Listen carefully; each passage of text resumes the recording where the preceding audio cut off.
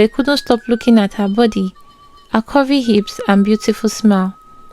Obinna noticed Chinedu's behavior and frowned, as he could see he was also attracted to her.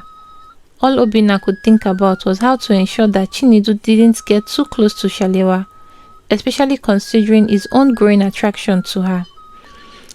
As they helped her settle in, Obinna couldn't shake the worry that history might repeat itself, causing tension between him and Chinedu.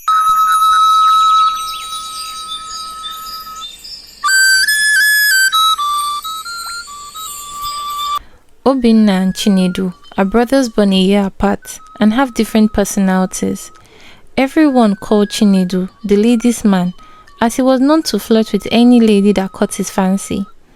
He had his way with words, and of course, his looks made it so easy, as he was such a handsome young man, dark-skinned with broad shoulders and a chiseled chin. His smile would make ladies melt, and due to his regular visit to the gym, his abs were well pronounced and many ladies in their circle wanted him.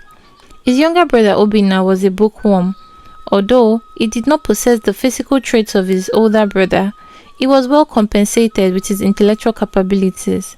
He was liked for his intelligence and calmness, and despite being the younger one, he always acted more mature than his older brother Chinedu.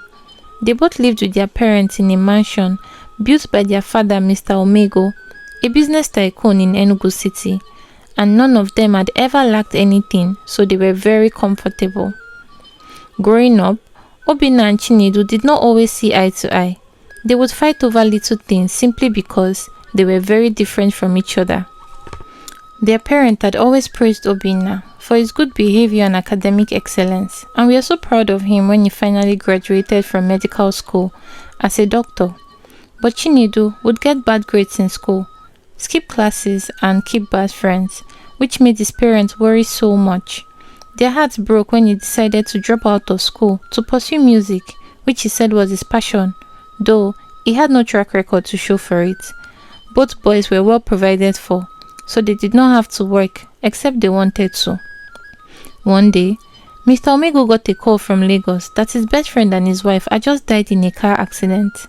He dropped the phone and screamed in pain. Ewo! His wife rushed to him. Honey, what is the matter? Ha! I just got a call this morning that Bayo and Titi died in a car crash. Hell, my best friend is dead, oh! Mr. Omego screamed.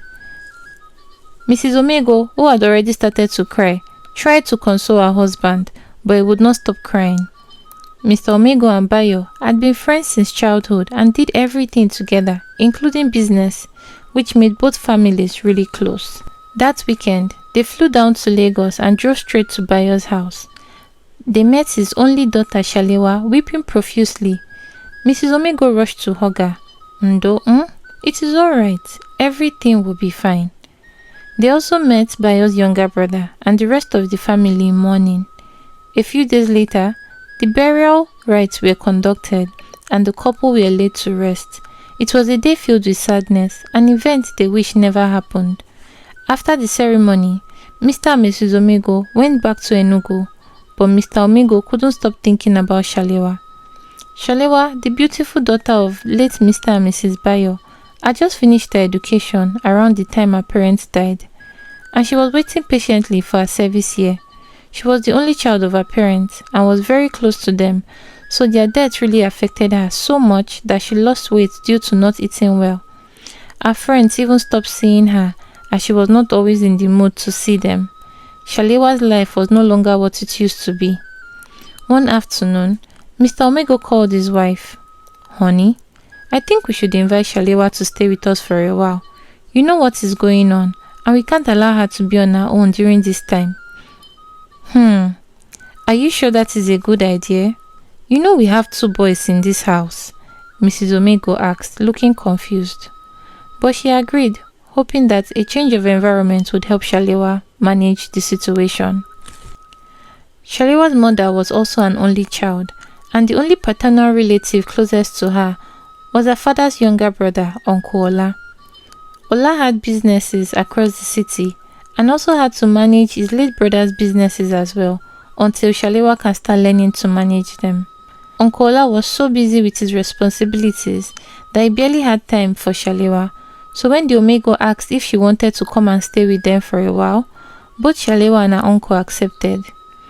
The day Shalewa was to go to Enugu, Uncle Ola drove her to the airport. If you get there and you are not comfortable, please just let me know and I will send you a return ticket. Shotigbo, Uncle Ola said. Don't worry, uncle. I am sure I'll be fine. I really need a change of environment, Shalewa responded. She boarded the plane and Uncle Ola watched as the plane took off. Meanwhile, back in Enugu, Mrs. Omego called her two boys into her room saying, "See, Shalewa is coming today, and I don't want to hear that any of you are being mean to her. You know what she's going through. Losing both parents is not a joke. So make sure you boys get your act together, especially you this Chinedu. If I hear that you did anything silly, I won't take it lightly with you." Mommy. Which one is especially you this Chinedu? So I am the bad egg, Abi? Why didn't you call Obinna's name? Chinedu said. Obinna looked at him and shook his head. This is the kind of attitude I don't want to, Mrs. Omego concluded and left. Shalewa arrived at the airport in Enugu, and the family driver was there to pick her up. As they approached the Omego's house, Shalewa, looking sad, whispered to herself, "I miss you, Mom and Dad." On getting to the house, Mrs. Omego was already waiting for her at the gate and warmly hugged her, assuring her that this was also her home and everything would be fine. She called her boys to welcome her, and as soon as Obinna and Chinedu got downstairs, they couldn't believe their eyes. There, Shalewa was standing, looking so beautiful and innocent. Shalewa, I am so sorry this is how we get to meet again.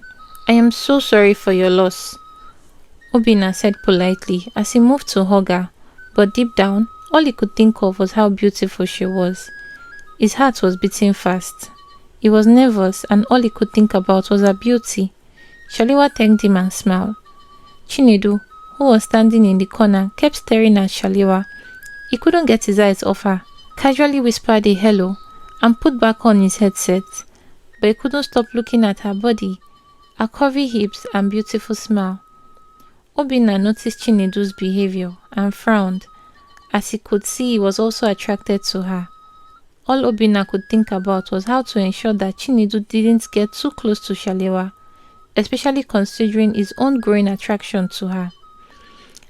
As they helped her settle in, Obinna couldn't shake the worry that history might repeat itself, causing tension between him and Chinedu. Will the brothers fight over Shalewa, the beautiful young lady who they had just met? And what happened in the past that might repeat itself again? Please like, subscribe and turn on the notification bell so when I post the next episode, you will be among the first to watch. Thank you and remain blessed.